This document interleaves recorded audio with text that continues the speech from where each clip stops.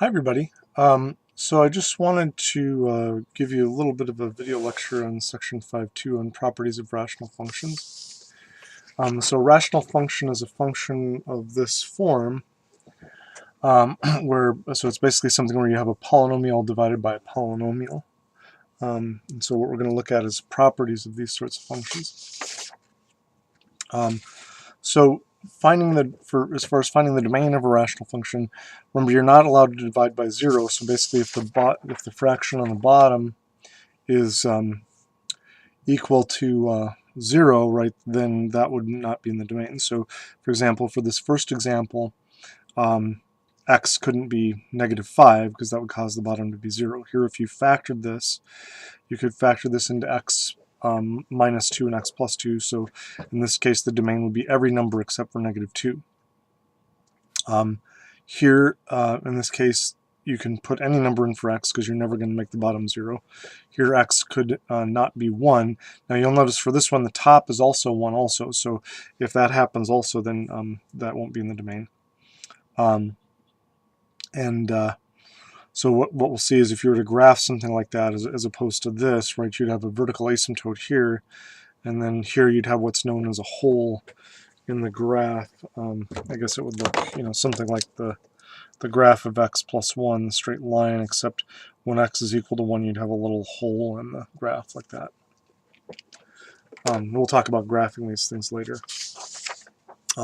So here's an example of graphing a rational function. So if you look at the very simple rational function 1 over x squared, if you were to graph that, it would look something kind of like this, right? And the domain would be x can't be 0 because the bottom will be 0 there, and you'll see that as you pick values that are closer and closer to 0 for x, you're going to be dividing by a smaller and smaller number, and that would cause the graph to go up on both sides or follow this asymptote.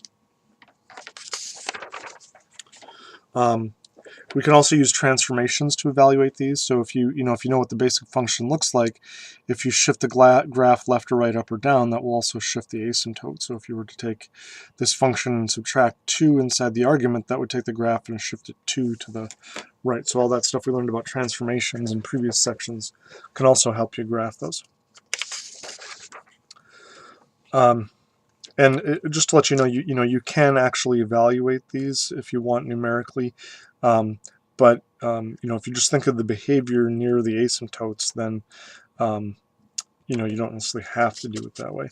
But you could determine whether the graph is going up or down by looking at the height of the function on either side of the asymptote.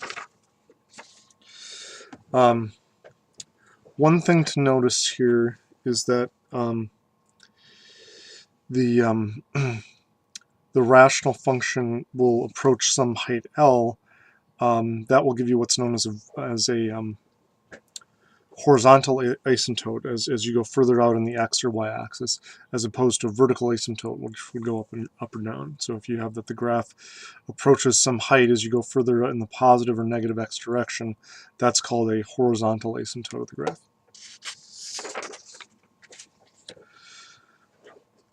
So here's an example.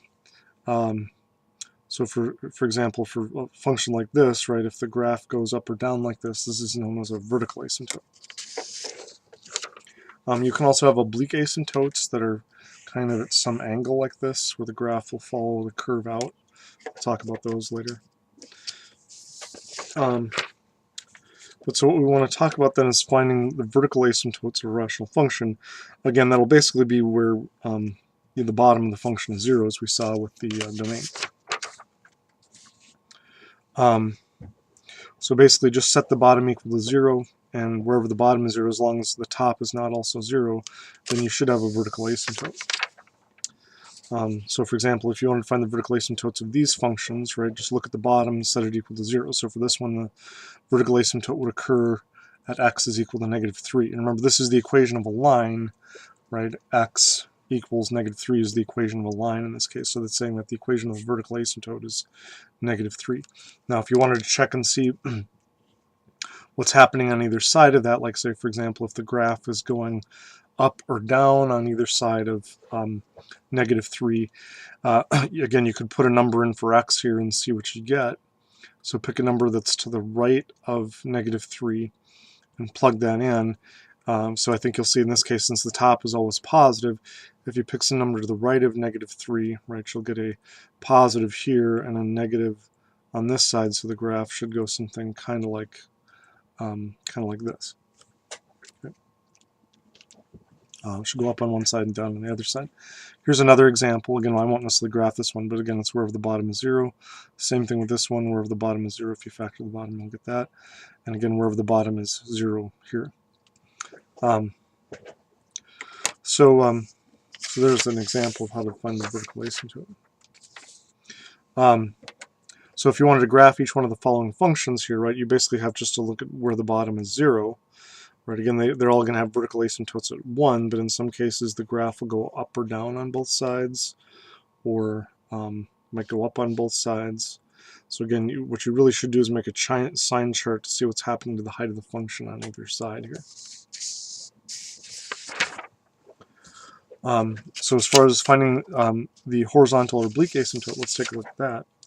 So if a rational function is proper, so in other words, if the degree of the top is less than the degree of the bottom, then the height of the function will approach 0 as you go further out on the x-axis. So here's an example. If the degree of the top is smaller than the degree of the bottom, the function should go down to height 0 eventually as you go further out in the positive and negative x direction. So it should look something kind of like that.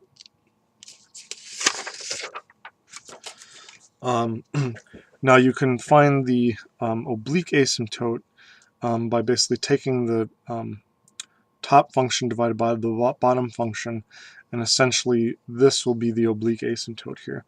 And if the difference in degree between the top and the bottom is 1, this will just be the equation of a line, and if the degree is 2, right, then you'll get some sort of quadratic polynomial there.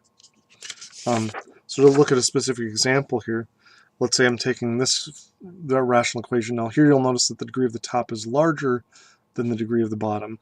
So the function will not approach height 0 as you go further out on the x-axis. In fact, what should happen here is if the degree of the top is higher than the degree of the bottom, the function should approach height infinity.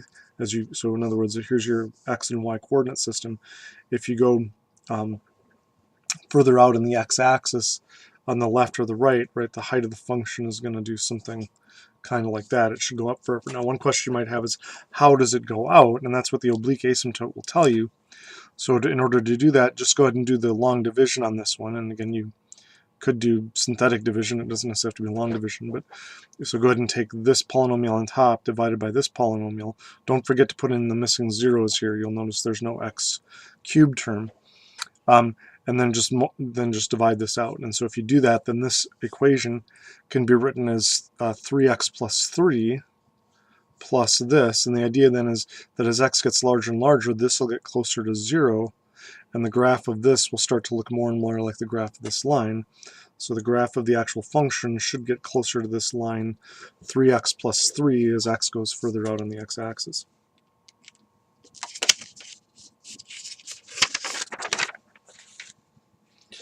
Now another thing that can happen is that if the degree of the top is equal to the degree of the bottom, essentially what you can do is you can take this number divided by that number, and you'll have a horizontal asymptote that's of this number divided by that number form. You can also do the long division, you'll get the same thing. But so 8 divided by 4 is 2, so that means that the height of this function should approach the horizontal line y is equal to 2 as you go further out in the x direction.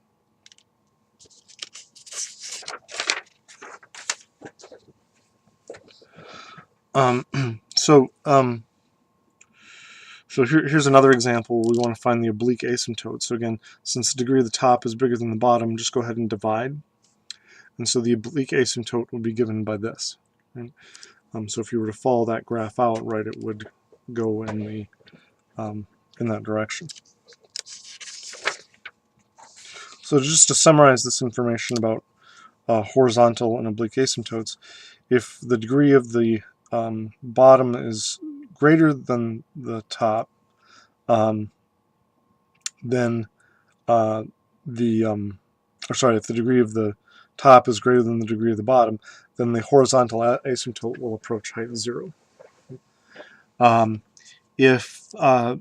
if the degree of the top is greater than the bottom, in this case, then sorry, I'm looking at this upside down here. Let me read this for a second. So if the degree of the numerator is greater than the degree of the denominator, then basically you can have certain things will happen here. I guess if it's equal, then again you would basically just take the coefficient here divided by this coefficient there, just like we did in the last example, right, where we did it in this example here, where we basically just took 8 divided by 4, right, because they're the same degree. And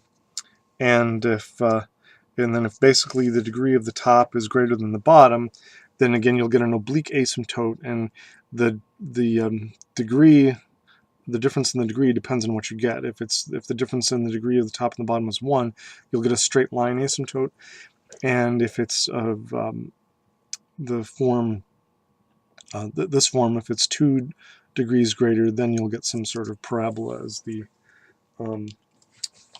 oblique asymptote. So I hope that helps in terms of graphing those functions.